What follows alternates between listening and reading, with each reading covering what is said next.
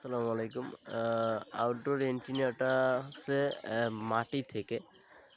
মাটি থেকে একেবারে উপরে একটা বাঁশের ইতে লাগানো। এটা মাটি থেকে টোটাল 35 ফিট।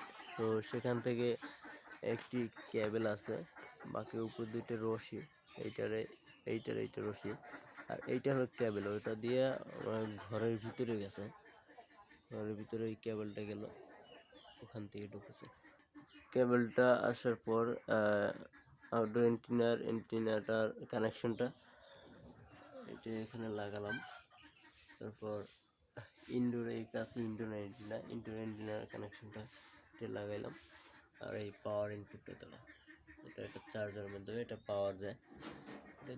এটার স্ট্যাটাসটা ভালোই, খুবই ভালো স্ট্যাটাস।